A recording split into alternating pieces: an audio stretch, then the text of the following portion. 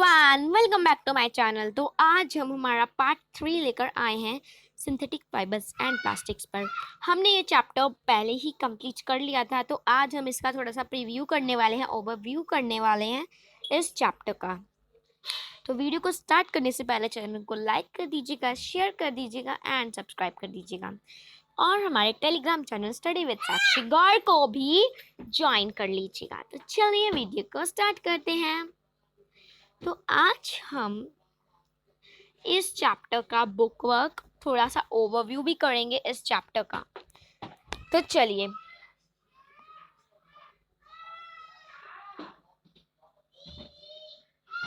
Zone see things मुझे important लगेंगी मैं आज उनको फिर से समझाऊंगी। तो चलिए, एक सेकेंड, ये लोड हो रहा है, एक सेकेंड के लिए रुक जाइए बस, फिर से आराम से। इतने में आपको ये समझा देती हूँ। एक सेकेंड, ये आ गया। हाँ, तो अब हम इस चैप्टर का ओवरव्यू कर लेते हैं, जोन सा हमने इसमें पढ़ा है।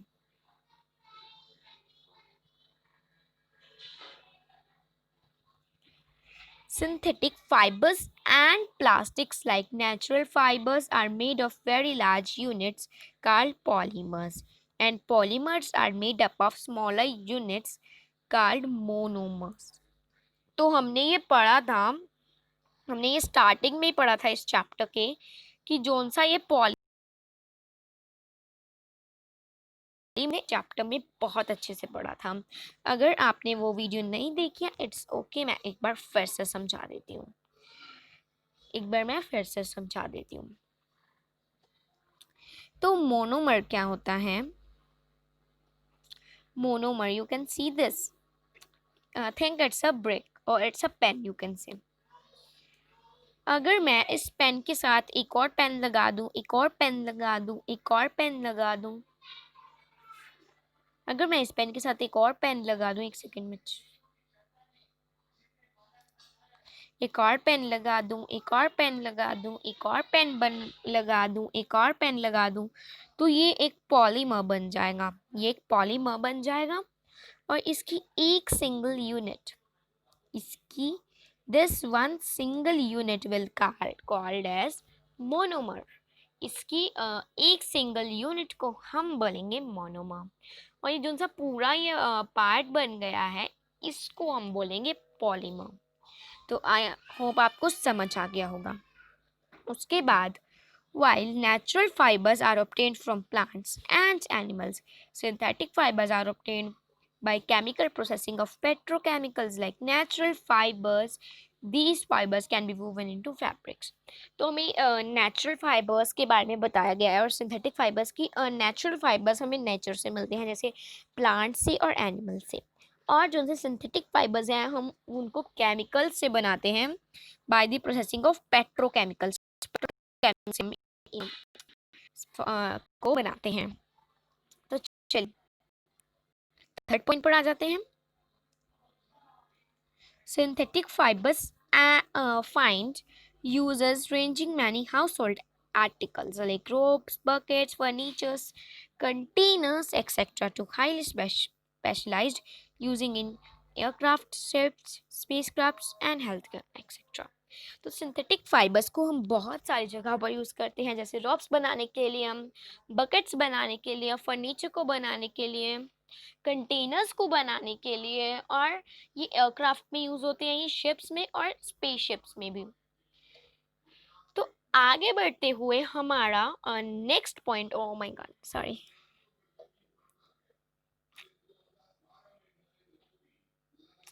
चलिए अब हमारे नेक्स्ट पॉइंट पर चलते हैं। Depending upon the different types of chemicals used for manufacturing of synthetic fibers, they are called nylon, rayon, nylon, polyester and acrylic.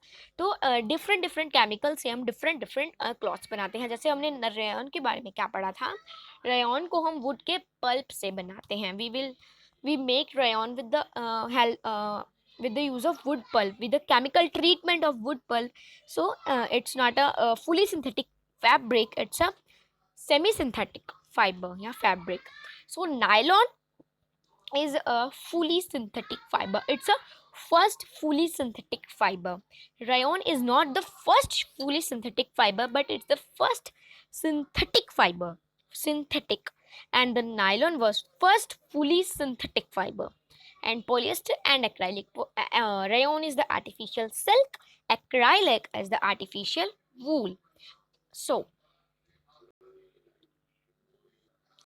the different types of fibers differ from one or other in their strength, water absorbing capacity, nature of burning and cost and durability. तो एक fibre दूसरे fibre से उनके coast के लिए differ किया जाता है, वाटर एब्जॉर्बिंग कैपेसिटी के लिए और ड्यूरेबिलिटी के लिए और कॉस्ट के लिए भी. तो ड्यूरेबिलिटी का मतलब जैसे वो कितने साल तक रहेगा, कितने महीनों तक, उसका बर्निंग का नेचर क्या है, उसकी कॉस्ट क्या है, और वो बर्न कैसे होता है, और वाटर होल्डिंग कैपेसिटी उसमें कितनी है. तो today life without plastic can not be managed. What it's written here? Imagine. Okay. Today, life without plastic cannot be imagined. Be it home or outside, plastic is everywhere. तो हमें यहाँ पर plastic के बारे में बताया गया है कि प्लास्टिक, हम बिना प्लास्टिक के कुछ भी नहीं है. हमारी life is nothing without plastic. Plastic is everywhere, in our house, in outsides, in parks, in offices, everywhere is plastic. The waste created by plastic is not environment friendly. On burning of plastic release poisonous gases. On dumping in the ground, they may take years to degenerate. This is because of non-biodegradable nature. So, waste जो होता है plastic का, उसको वो environment friendly नहीं होता है.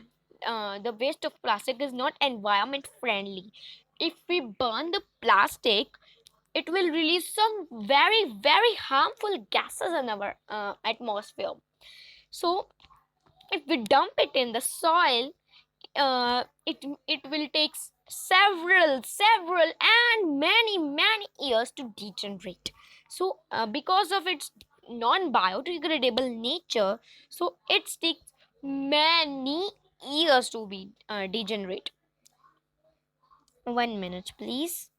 Yes, we need to use synthetic fibers and plastic in such manner that we can enjoy the good qualities and at the same time minimize the environmental hazards for living communities. तो हमें यहाँ पर synthetic fibres और plastics के बारे में हमें ये बताया गया है कि we have to use the plastic and synthetic plastics and fibres ऐसी मैनर में हमें यूज़ करना चाहिए कि हमें उनकी गुड क्वालिटीज़ भी इंजॉय हो. We can enjoy the good qualities as well and we don't harm the nature as well. तो यहाँ पर हमें ये बताया गया है. तो हमने इस चैप्टर का ओवरव्यू कर लिया है. तो अब कुछ एक्सरसाइजेस को सॉल्व करते हैं. तो फर्स्ट है हमारे पास, explain why some fibres are synthetic. तो let me take the pen here.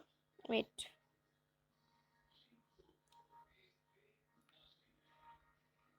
हमें यहाँ पर बताया गया है कि कुछ फाइबर सिंथेटिक क्यों होते हैं. सिंथेटिक का मीनिंग मैंने आपको फर्स्ट वीडियो में बताया था. आई थिंक सिंथेटिक का मीनिंग होता है आर्टिफिशियल या मैनमेड. तो why some fibres are synthetic in nature. So some fibers are synthetic in nature because we will made them by using the chemical treatment of we will use chemicals to make them. And so the fibers made by man or made by artificially is known as synthetic fibers. It's easy question here, so mark the correct answer. Rayon is different from synthetic fibers. Why? Because it has silk-like appearance. It obtained from wood pulp. So its fibers can also woven like those of natural fibers. तो ये आपको answer मुझे comment section में देना है. इसका answer आपको मुझे कमेंट सेक्शन में देना है. इसका आंसर मैं आपको नहीं बता. तो चलिए फिलिप्स पर आते हैं। Synthetic fibres are also called synthetic fibres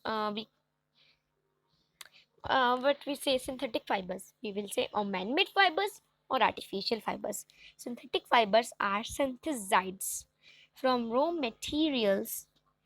जो सिंथेटिक फाइबर्स हैं हम उनको कुछ रॉ मटेरियल से सिंथेसाइज करते हैं, उनको हम क्या कहते हैं ये भी आपको मुझे कमेंट सेक्शन में बताना है। हमने इस बारे में पढ़ा था तो आपको ये पता होना चाहिए। तो हमने इस वाली वीडियो में ही पढ़ा है हमने, तो इसका आंसर भी आपको मुझे कमेंट सेक्शन में बताना है। Like synthetic fibers, plastic is also a like synthetic fibers, plastic is also a polymer. Plastic is also a polymer. Synthetic fibers are also polymer, but plastics is also a polymer. तो question solve करने के लिए हम अलग video बनाएंगे, तो हम ये क्वेश्चंस को भी सॉल्व नहीं करते हैं। So we have some matchings.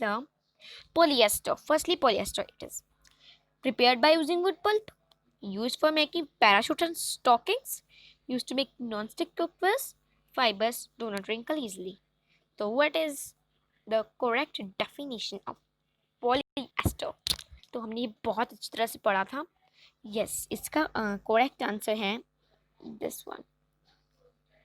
इसका करेक्ट आंसर है हमारे पास ये डी ऑप्शन।